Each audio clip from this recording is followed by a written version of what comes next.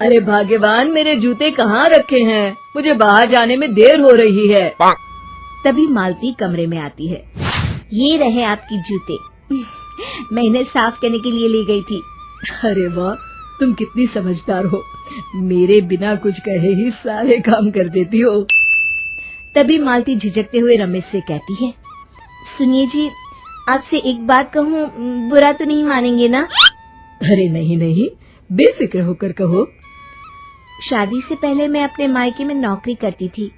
मैं चाहती हूँ कि अब मैं फिर से नौकरी करना शुरू कर दूं। वैसे भी सारा दिन घर में बोर हो जाती हूँ। देखो मालती, तुम्हारे नौकरी करने से मुझे कोई ऐतराज नहीं है, लेकिन तुम्हें एक बात बता दूं, हमारे खानदान में आज तक कभी किसी औरत ने नौकरी नहीं की। फिर भी एक बार तुम माँ से पूछ कर देखो, अगर वो तुम्हें नौकरी करने की इजाजत दे देती है तो अच्छी बात है। रमेश वहाँ से चला जाता है। फिर उसी शाम मालती अपनी सास के पैर दबा रही होती है। तभी उसकी सास मालती से कहती है, अरे क्या बात है बहू, आज तो ठीक तरह से मेरे पैर नहीं दबा रही, किसी ख्याल में खोई पड़ी है क्या? मैं भी तो जानूं आखिर बात क्या है। दरअसल वो माँ जी।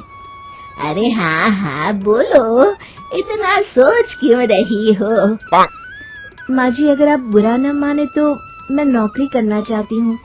घर के काम करने के बाद मेरे पास काफी वक्त बच जाता है। मालती की ये बात सुनकर उसकी सास गुस्से में कहती है, अरे बहू, तेरी तबीयत तो ठीक है ना? आज ये कैसी बहकी बातें कर रही है? भला हमारे खानदान में आज तक कभी किसी औरत ने नौकरी की है जो तू नौकरी करने की बात कर रही है, हैं? अरे बहू, तू क्या रिश्तेदारी में हमारी नाक कटाना चाहती है? जितना जल्दी हो सके अपने दिमाग से नौकरी का भूत उतार दे, और अब जा, जल्दी से रसोई में जा, खाना बनाने का वक्त हो रहा है। मालती मन मार कर खाना पकाने के लिए रसोई घर में चली जाती है। अगले दिन, नमस्ते माँ जी, कैसी हैं आप? अरे आओ आओ दिवाकर बेटा, बैठो, मैं तुम्हारे लिए चाय मंगाती हूँ। बहू, जरा एक कप चाय तो लेती आना। फिर दिवाकर एक फाइल खोलकर मालती की सास के सामने रख देता है। ये देखिए माँ जी, ये है पिछले महीने का हिसाब और ये रहे मुनाफे के रुपए। एक बार हिसाब देख लीजिए और इन कागजों पर अपने दस्तखत कर दीजिए। अरे दिवाकर बेटा, मैंने भला आज तक कभी तेरा हिसाब देखा है जो अब देखूंगी? ला बता, कहाँ दस्तखत करूं? तभी मालती चाय लेकर वहाँ आ जाती है और अपनी सास को बिना कागजातों को पढ़े इस तरह लापरवाही से दस्तखत करते हुए देखकर हैरान रह जाती है। अच्छा माली, अब मैं चलता हूँ, फैक्ट्री में बहुत काम है। फिर दिवाकर वहाँ से चला जाता है। कुछ दिनों बाद मालती बाजार में कुछ सामान खरीद रही होती है। तभी एक बूढ़ा आदमी उसे आवाज देता है, अरे मालती बेटी, कैसी हो? मुझे पहचाना? मैं तुम्हारी कंपनी में मुनीम का काम करता हूँ।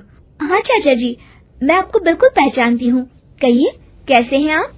मैं तो ठीक हूँ, कंपनी में कुछ भी ठीक नहीं चल रहा, यहाँ तक कि हमें ठीक वक्त पर तनख्वाह भी नहीं मिलती। ये आप क्या कह रहे हैं? अब क्या बताऊँ, आप लोग तो कभी हिसाब किताब देखने दफ्तर आते नहीं। मेरी मानो तो एक बार आप लोग दफ्तर आकर सारा हिसाब किताब देख लो, आपको असलियत पता चल जाएगी। अच्छा बेटी, अब मैं चलता हूँ, देर हो रही है। फिर वो बूढ़ा वहाँ से चला जाता है। वहीं दूसरी तरफ मालती घर पहुंचकर अपनी सास को सारी बात बताती है। तभी वहाँ रमेश भी आ जाता है, लेकिन मालती की सास मालती की किसी भी बात पर विश्वास नहीं करती। तभी रमेश कहता है, अरे माँ, बिना आग के कभी धुआं नहीं उठता। जब मालती इतना कह रही है तो हमें एक बार दफ्तर चलकर देख लेना चाहिए। वैसे भी हम लोग काफी दिन से अपने दफ्तर नहीं गए हैं। इस तरह किसी एक आदमी के भरोसे काम छोड़ना मुझे भी ठीक नहीं लगता। अगले दिन वे सभी अपने दफ्तर पहुंचते हैं और सीधे दिवाकर के कैबिन में जाते हैं। अचानक सबको एक साथ देखकर दिवाकर चौंक जाता है। अरे माँ जी, आप सब लोग अचानक यहाँ कैसे आ गए?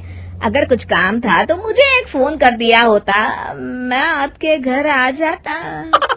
तभी मालती की सास कहती है, अरे दिवाकर बेटा, आज मैं हिसाब देखने दफ्तर आई हूँ, जरा मुझे पिछले 6 महीनों का हिसाब दिखाना तो बेटा। दिवाकर घबराते हुए हिसाब की फाइल मालती की सास को देता है। मालती की सास फाइल लेकर मालती को देती है और कहती है, ले बहू, देख ले हिसाब। मालती फाइल को बड़े गौर से देखती है और अगले ही पल उसे सारी गड़बड़ी समझ में आ जाती है।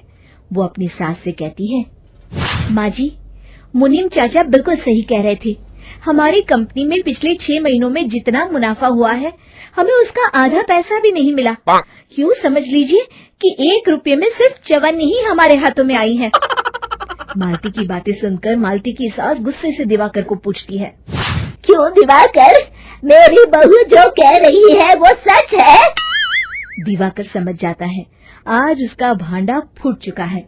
वो गिड़गिड़ाते हुए कहता है, मुझे माफ कर दीजिए माँ जी, मैं पैसों के लालच में अंधा हो गया था। अरे वाह दिवाकर, तू तो एक नंबर का चोर निकला। इतने दिनों से मैं तुझ पर आंख बंद करके भरोसा करती रही और तू मुझे ही चुना लगाता रहा। अभी के अभी निकल यहाँ से और दोबारा अपनी शक्ल मत दिखाना। दिवाकर वहाँ से भाग जाता है। मालती की सास मालती को शाबाशी देते हुए कहती है, बहू, आज मैं समझ गई कि पढ़ाई लिखाई हमारी जिंदगी में कितनी जरूरी है।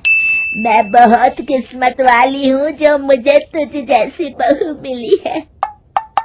शिक्षा, पढ़ाई लिखाई का इस्तेमाल सही जगह करके हम दुनिया में बहुत कुछ बदल सकते हैं।